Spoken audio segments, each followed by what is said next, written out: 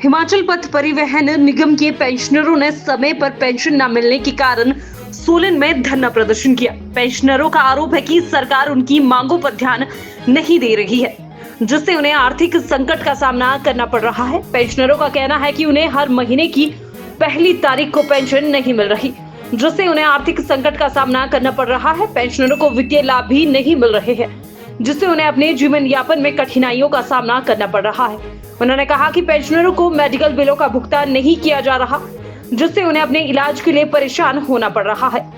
पेंशनरों का कहना है कि यदि उनकी मांगों पर ध्यान नहीं दिया गया तो आगामी दिनों में धरना प्रदर्शन और उग्र किया जाएगा, जिसके परिणाम सरकार को भुगतने होंगे। तरफ से और संगठन की तरफ से धन्यवाद करता हूं, जो कि आप हमारी आवाज को जन जन तक पहुंचाने में अपनी अहम भूमिका निभाते हैं। आज हम सभी लोग यहाँ पर इकट्ठे हुए हैं और बड़े दुख की बात है, बड़े दुख के साथ बड़ी मुसीबत में जो हम यहाँ पर इकट्ठे हुए हैं, क्योंकि हमें जो पेंशन समय पर नहीं मिल रही है। मैं आपके चैनल के माध्यम से बताना चाहूँगा कि जुलाई की जो पेंशन थी वो अगस्त की 30 तारीख को जो है हमें दी गई, वो भी जब विधानसभा में क्वेश्चन लगा। और अगस्त की पेंशन और सितंबर की पेंशन का तो कोई नामो निशान नहीं है। अभी तक जो है ना सैलरी मिली है, पेंशन को तो आप छोड़िए।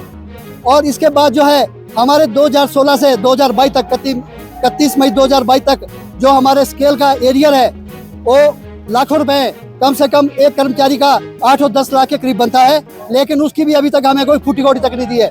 इसमें जो अन्य विभाग है उनको 50,000 की किस्त दे गई है, दे चुकी है, लेकिन हमारे को जो है वो भी नहीं मिली अभी तक।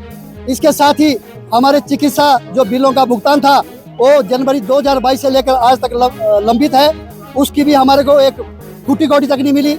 हमारे जो क्रोनिक से परेशान हमारे साथी है, उनका किसी का तीसरे दिन डायलिसिस हो रहा है, किसी को आंखों से नहीं दिखता, किसी की टांगे कटी हुई है।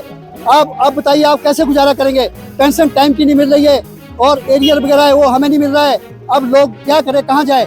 लोन लेकर जो है अपना इलाज करवा रहे हैं, लोन लेकर जो है अपना गुजारा चला रहे हैं। इस प्रकार जो है इस सरकार और प्रबंधन द्वारा हमारे को बहुत प्रताड़ित किया जा रहा है।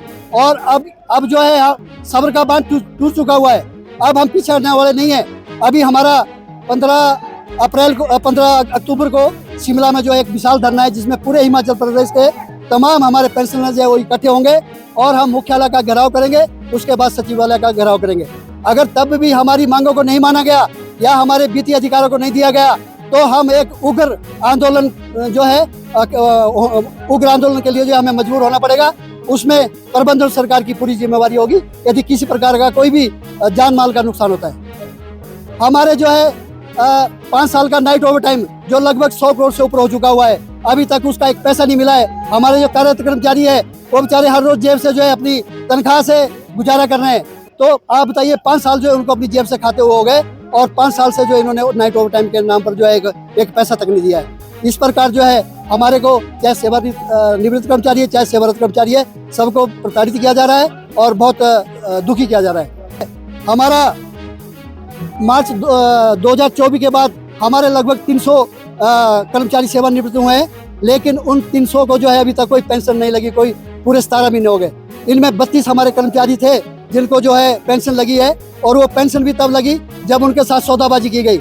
उनसे जो लिख के लिया गया कि आप जो अपना एफिडेविट दो कि हम कंपटीशन नहीं लेंगे, तो वो कंपटीशन इन्होंने नहीं ली। उसके बाद उनको मात्र पेंशन लगी है, बाकी और जो ड्यूज है वो बिल्कुल वैसे के वैसे ही है। मैं जगदीश ठाकुर, महासचिव पथ परिवहन पेंशन कल्याण संगठन सोलन इकाई। सरकार एक परिवहन के जो सेवानिवृत्त कर्मचारी है उन्हीं के लिए आपदा नहीं है।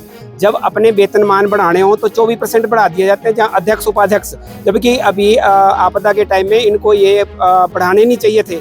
और इन्होंने क्या किया, अभी अपने 24% भत्ते बढ़ा दिए और हमारे को बोल दिया आपदा है। ये आपदा कब ठीक होगी? या ये हमारे लिए आपदा है या सब पूरे इसके मंत्रिमंडल के लिए भी आपदा है? तो मेरा कहना है कि समय रहते हुए कर्मचारी चाहे ऑन ड्यूटी हो चाहे वो सेवानिवृत्त हो, टाइम से हमारे दिए जाए। और रही घाटे की बात, घाटा कोई घाटा नहीं है।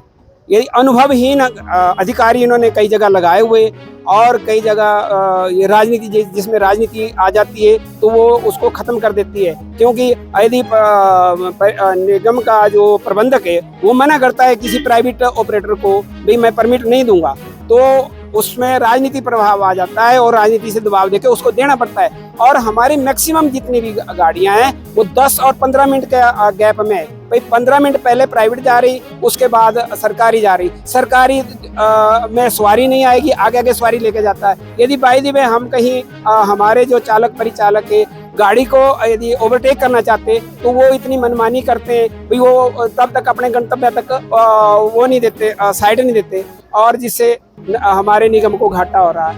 यदि अनुभव वाले चाहे मैनेजर हो, चाहे ट्रैफिक मैनेजर हो, जो भी अधिकारी हो, वो अपनी सीटों पे लगाया जाए तो इसमें इनकम बढ़ सकती है और सरकार को फायदा हो सकता है इसमें। गोपाल शर्मा, वरिष्ठ उप प्रधान सेवानिवृत्त कर्मचारी संगठन सोलन।